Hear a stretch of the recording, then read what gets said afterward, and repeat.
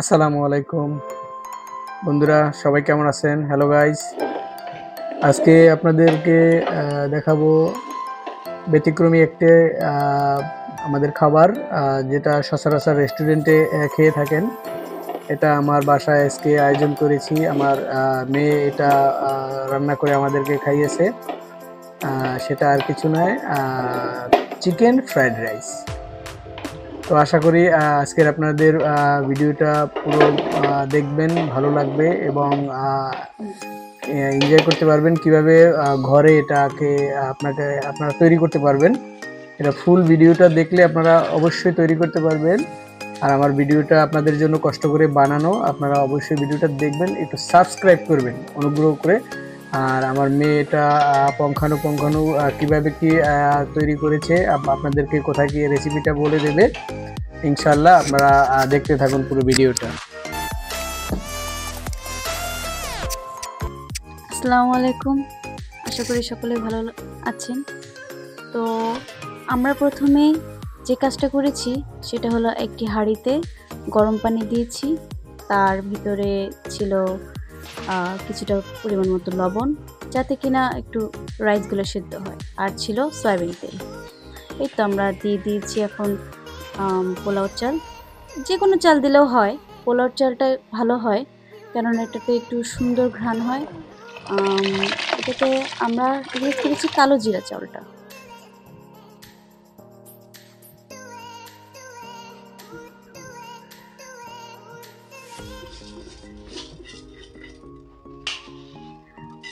80% যখন সেদ্ধ হয়ে যাবে তখন আমরা এটাকে রেডি করব ঠান্ডা করার জন্য। প্রথমে আমরা একটু ছেঁকে নেব। আমরা এখন চেক করছি যে কতটুকু হয়েছে। এই তো আমরা এখন ছেঁকে নিচ্ছি। এটা ধোয়ার কোনো প্রয়োজন নেই। এখানে প্রায় 1 কেজির মতো চাল ছিল, আপনারা আপনাদের পরিমাণ মতো নেবেন। এই তো আমরা এটাকে এখন ঠান্ডা দিব। আমার মা একটু এটাকে লাড়ছে ঠান্ডা করার জন্য। ওখানে আমরা চিকেনটা রেডি করছি। চিকেনটাকে আমরা লম্বা শেপেই কেটেছি। চিকেনটা ছিল প্রায় 250 গ্রামের মতো। এটাকে ম্যারিনেট করতে হবে? হ্যাঁ, এটাকে ম্যারিনেট করার প্রয়োজন নেই, এটা ইনস্ট্যান্টই করা যাবে। এখানে আমরা এখন দিয়েছি গোলমরিচ। প্রথমে গোলমরিচ দিয়েছি, একটু সয়া সস দিয়েছি। সয়া সসটা আমরা একটু বেশি দিয়েছি, লবণটা একটু কম দিয়েছি। প্রথমে আমরা লবণটা দিয়েছিলাম। সয়া সস যে কোনো ব্র্যান্ডেডটা ইউজ করলে হবে। এখন দিয়ে দিচ্ছি টমেটো সস। কেচাপ ইউজ করলেও চলবে। আমরা সাধারণত হোমমেড কেচাপটা ইউজ করি, কিন্তু তখন আমাদের ছিল না কাছে, এর জন্য আমরা হোমমেডটা ইউজ করতে পারি। আমাদের বাসায় সবসময় সবকিছু হোমমেডভাবেই তৈরি করা হয়। এখন দিয়ে দিচ্ছি একটু রসুন বাটা, পরিমাণ মতো, বলা যায় 2 চা চামচ। 250 গ্রামে 2 চা চামচই যথেষ্ট।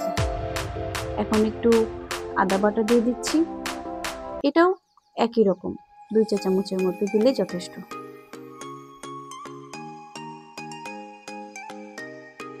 এখন একটু আলতোভাবে মেখে নিচ্ছি।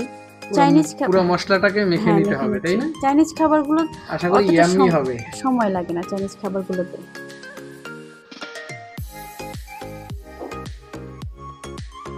এটা ম্যারিনেট করে রাখার কোনো প্রয়োজন হয় না, এটা এখনই আমরা ভেজে ফেলবো।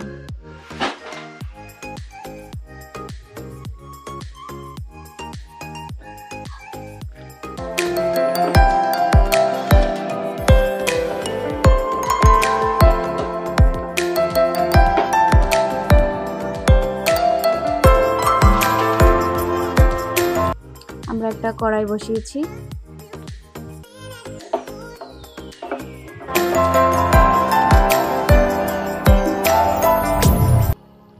এখন একটু সয়াবিন তেল ইউজ করছি।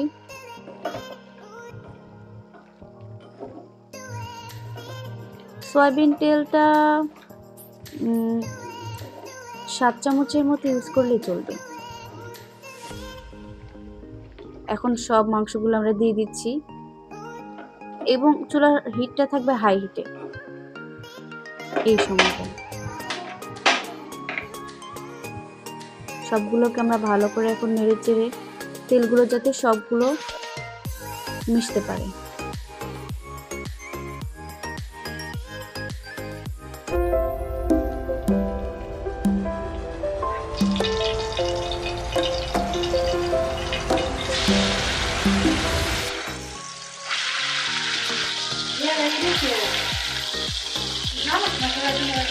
বাদামি হওয়া পর্যন্ত, সিদ্ধ হওয়া পর্যন্ত ভাজতে হ্যাঁ হবে, হ্যাঁ, তাই না? সিদ্ধ হওয়া পর্যন্ত। এটা অনেকে অনেকটা লাল করে, তো আমরা বেশিটা লাল করিনি। এখন একটু ঢেকে দেবো যাতে একটু সেদ্ধ হয়। এটা বেশি একটু সময় লাগবে না, 7 মিনিটের ভিতরে হয়ে যাবে। এই পর্যায়ে চুলার হিটটা থাকবে অল্প, যাতে কালারটা নষ্ট না হয়ে যায়, কালারটা যাতে ব্রাউনের ভিতরেই থাকে।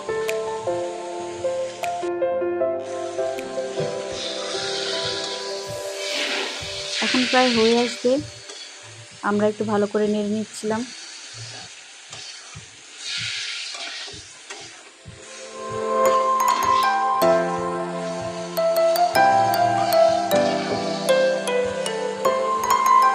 খেয়াল রাখতে হবে যাতে লেগে না যায়, তাহলে আসলে টেস্টটা নষ্ট হয়ে যাবে। হ্যাঁ, ফ্লেভারটা নষ্ট হয়ে গেলে যে কোনো খাবারেরই সৌন্দর্য যেরকম নষ্ট হয়, সেরকমই খাবারের টেস্ট, ফ্লেভার সব কিছু নষ্ট হয়ে যায়। স্মেলটা সুন্দর থাকবে যদি ভালো করে আমরা পারফেক্টভাবে ভাজতে পারি।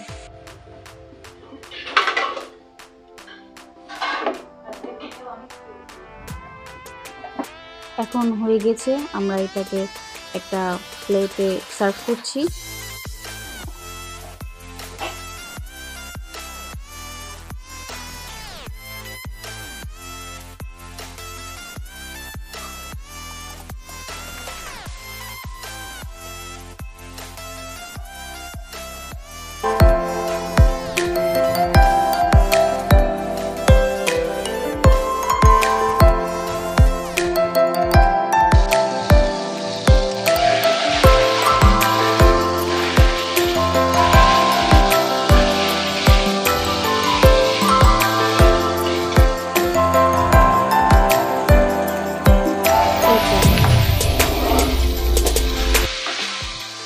এখন আমরা এই একই পাত্রে কিছুটা তেল দিয়ে 4টার মতো ডিম দিয়ে আমরা এটাতে একটু গোলমরিচ আর একটু লবণ দিয়ে একটা ডিমের স্ক্রাম্বল তৈরি করছি। এখানে চাইলে 5টা ডিম ইউজ করা যায়, কিন্তু আমরা এখানে 4টা ডিম দিয়ে ইউজ করেছি। এটাকে একটু অনবরত নাড়তে হবে, কেননা এগ স্ক্র্যাম্বল করতে হলে অনবরত নাড়লে ডিমের যেই স্ক্র্যাম্বলগুলো সেগুলো পরিমাণ মতোই হবে, সাইজে ছোট ছোট হবে এবং এটা ভালোভাবে মিশবে রাইসের সাথে।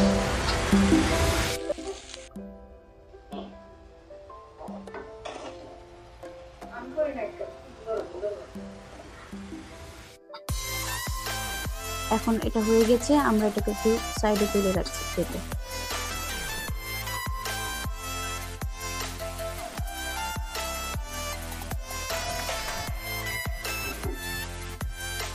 এখন আমরা একটি ফ্রাই প্যানে দিয়ে দিব কিছুটা তেল,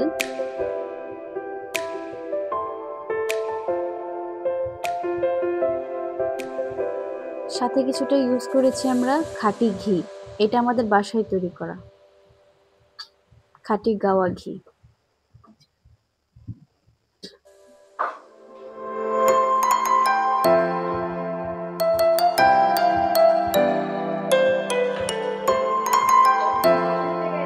তেলটা একটু সামান্য গরম হলে আমরা দিয়ে দেব রসুন কুচি। এটা পরিমাণটা হবে 3 থেকে 4 চামচ। রসুনটা ভালোভাবে ব্রাউন হওয়া পর্যন্ত আমরা ভাজতে থাকবো।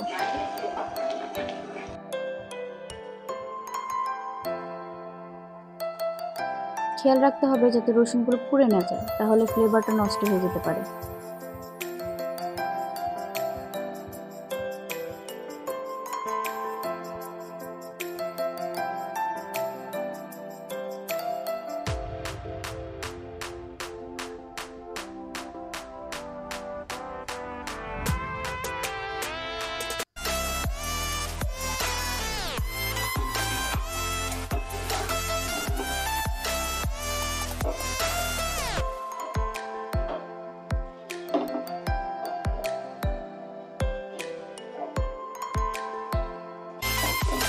প্রায় ব্রাউন হয়ে এসেছে।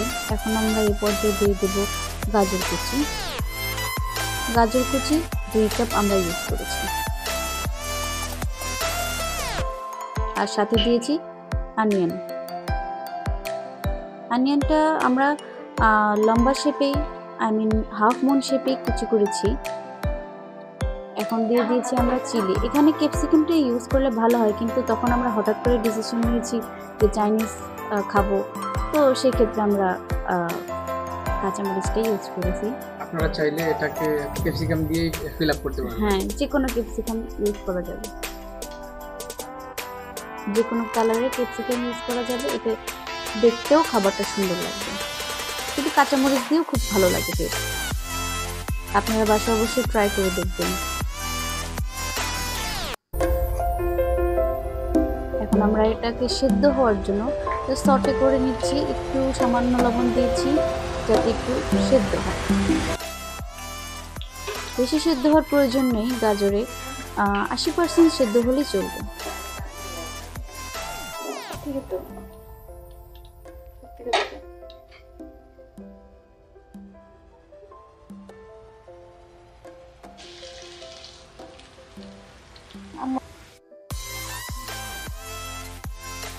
এখানে যে কোনো সবজি ইউজ করা যায়। একটু ঢেকে দিব যাতে গাজরটা যেহেতু সময় নেয় সেদ্ধ হতে, কিছুক্ষণের জন্য 2 থেকে 3 মিনিট ঢেকে রাখলেই চলবে।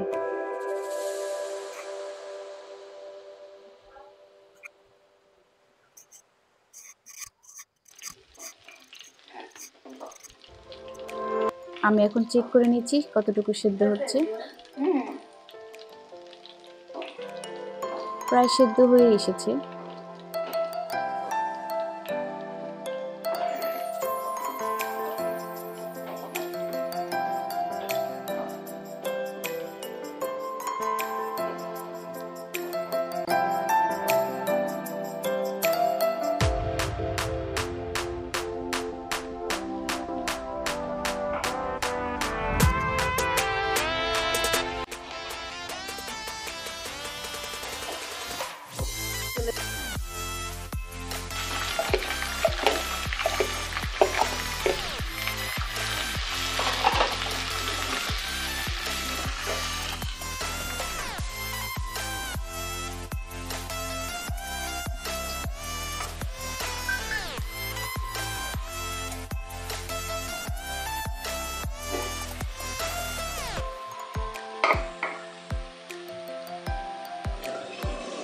এই তো চেক করে নিচ্ছি। এইভাবে সামান্য স্প্যাচুলা দিয়ে করলে বোঝা যায়, টাচ করলেই বোঝা যায়। এখন আমরা দিয়ে দিচ্ছি বাঁধাকপি। এটার পরিমাণটা ছিল 2 কাপের মতোই। এটা আমরা পরে দিচ্ছি এই কারণে যাতে এটা বেশি ওভারকুকড না হয়ে যায়।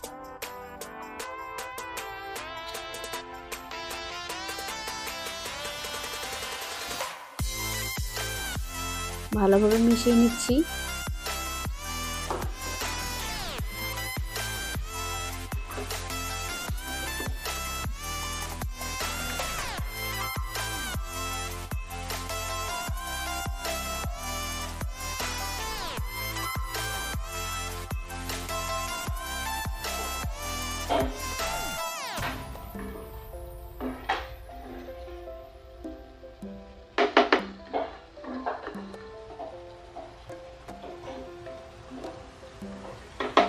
ভালো করে মিশিয়ে নেওয়ার পর আমরা এটাকে ঢেকে দেব যাতে একটু সেদ্ধ হয়।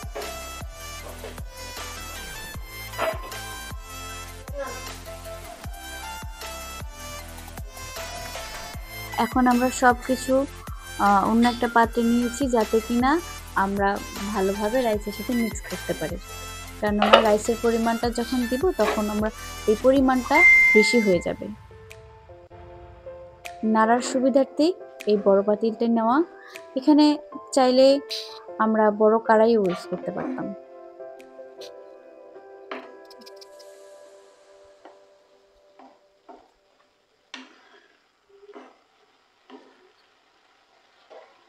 এখন আমরা দিয়ে দিচ্ছি চিকেন, যেগুলো ভেজে রেখেছিলাম পূর্বে। আর সাথে দিয়ে দিচ্ছি স্ক্রাম্বলড এগ।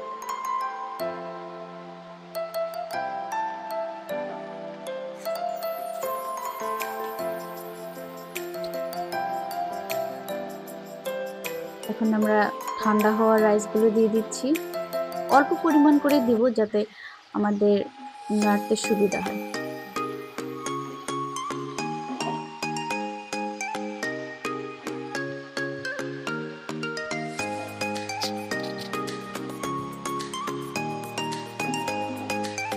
এখন একটু কিছুটা মিক্স করে নিচ্ছি।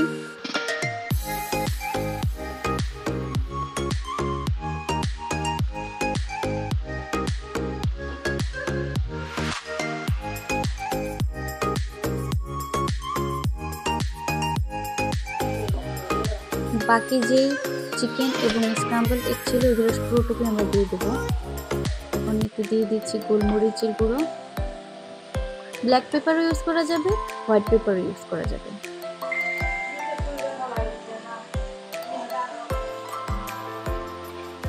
আমরা আবার একটু সস দিয়ে দিব।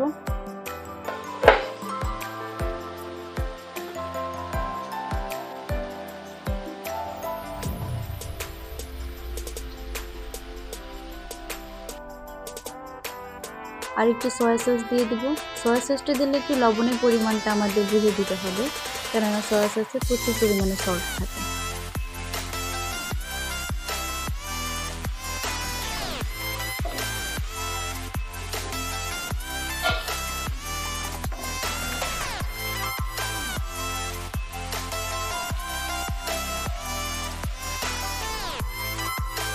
সব কিছু ভালোভাবে মিক্স করে নেব।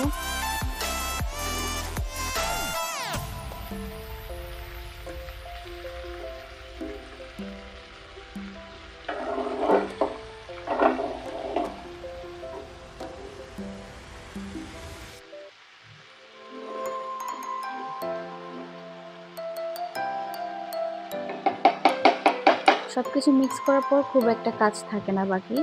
এখন যেহেতু সবকিছু 80% সেদ্ধ করাই ছিল, এখন ঢেকে রাখলেই 100% হয়ে যাবে। এখন শুধু সেদ্ধ হওয়ারই অপেক্ষা। আশা করছি খুব ইয়াম্মি হবে আমার মেয়ের রান্নাটা।